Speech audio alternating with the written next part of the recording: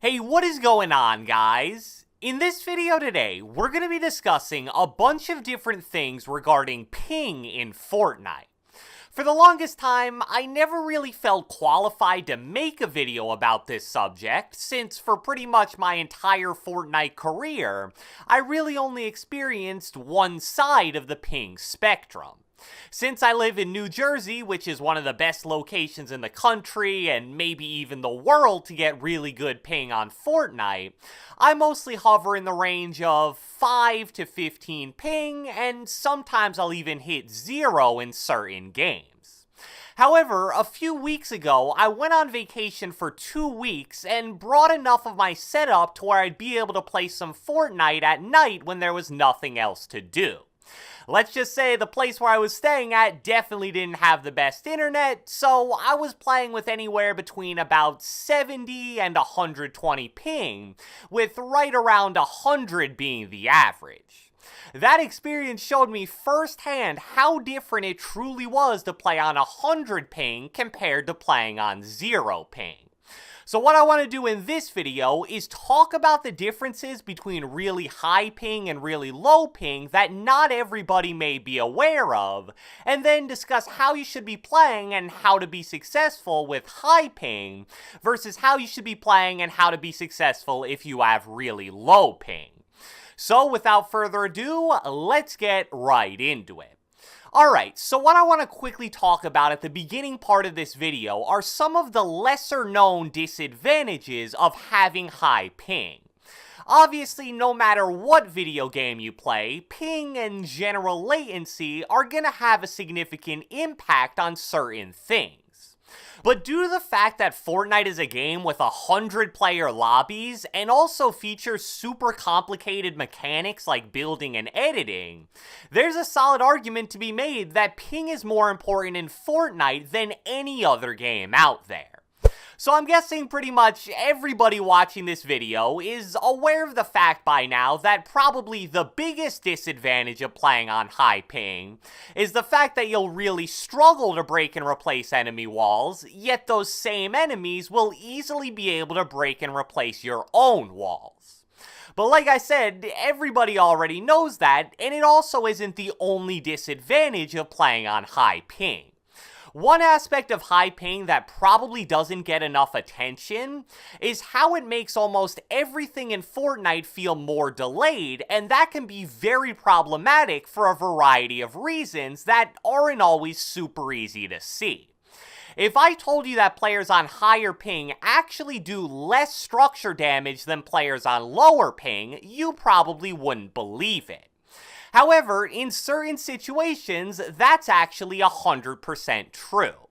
A few days ago, a clip surfaced within the Fortnite community that actually showed this firsthand. So in this clip I'm about to show you guys, the first player is going to shoot through a collection of structures while being on roughly 120 ping. Then he'll have his friends shoot the same exact collection of structures with the exact same weapon, the only difference being he's on somewhere between about 15 and 20 ping, so roughly 100 lower. And as you'll see, this test is going to yield some pretty interesting results.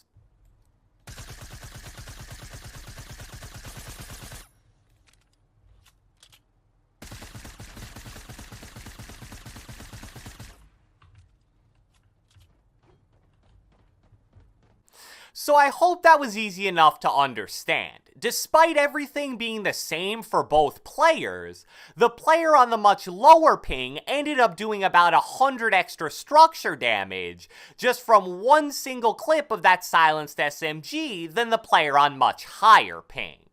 Now, that may seem really crazy, but there's actually a very concrete explanation for why this happened, and it relates back to the massive disadvantage of high ping. Every time the high ping player broke a structure in that clip, the game didn't register it fast enough because of his high ping. Therefore, each time that happened, one bullet basically ended up hitting a wall that no longer existed in the game. You can basically know for a fact that's true with some simple math. In the clip, 4 structures were broken, which would mean that 4 bullets didn't deal damage because of the server delay.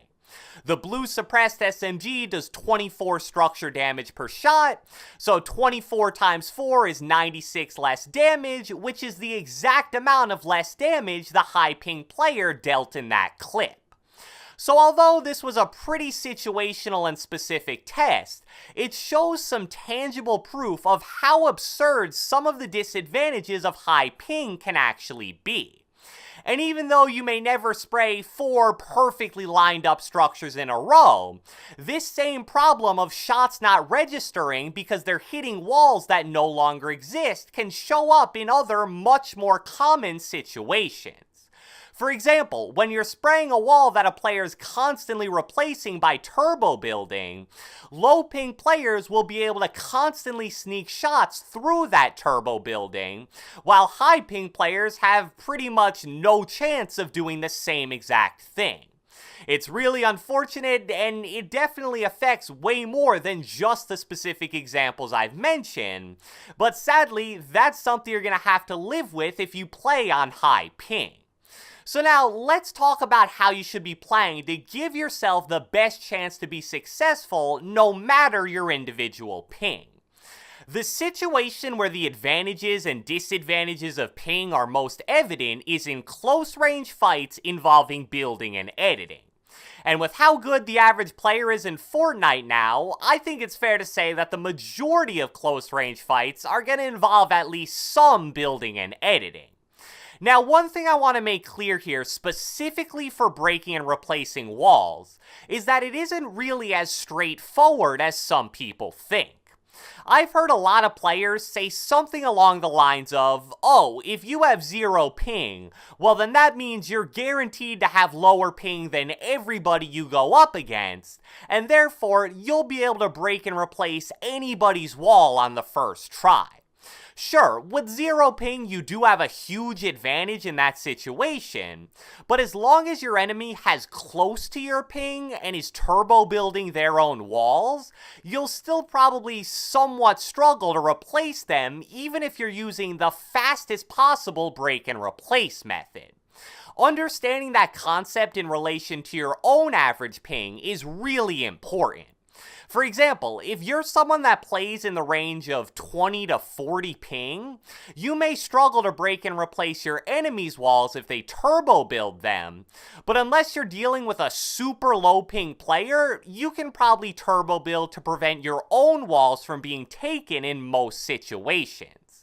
However, if your ping is anything over maybe 60 or so, and especially if you're at or near the triple digits, you guys are the ones that basically need to revolve your whole close range game around your ping.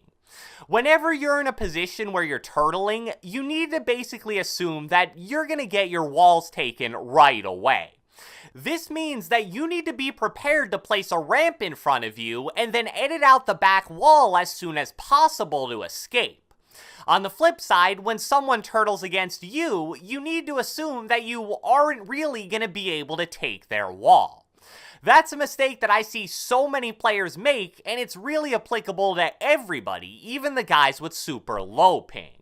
If you try to break and replace an enemy's wall and it doesn't work in the first 2 to 3 tries, odds are it's simply never gonna work.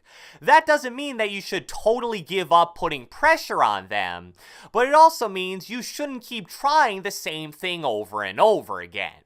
Attempting to break into a player's 1x1 puts you in such a vulnerable position, since you're making a lot of noise and only focusing on what's in front of you. That's why after those 2 to 3 failed attempts to beat turbo building, you need to get creative. As I like to say here, if you can't outspeed your enemy, then you're going to need to outsmart them. And in case you missed it, I would really recommend watching tip number 1 in my recent video titled 5 Tips I Wish I Knew Earlier, number 3. That tip shows hands down the best way to take an enemy's wall in Fortnite that isn't dependent at all on if you have a ping advantage. And the same motto of outsmarting your opponent when you can't outspeed them can also be applied to editing as well. Editing is so much less smooth and reliable on high ping, therefore you want to make a conscious effort to avoid situations where you're gonna need to make a really quick edit to either get a kill or not die. If you don't do that, you're going to be so frustrated by how many times you think you make the perfect edit super quickly, but because of your ping, that actually isn't the case, and you end up dying or not getting a kill because of it. So, I hope you guys enjoyed this video, and if you watched the entire thing, be sure to let me know with a comment down the comment section below. I want to know what your personal average ping is when you play Fortnite. Be sure to leave a like, leave a comment, subscribe, turn on post notifications, do whatever the heck you want, and I will catch you guys next time.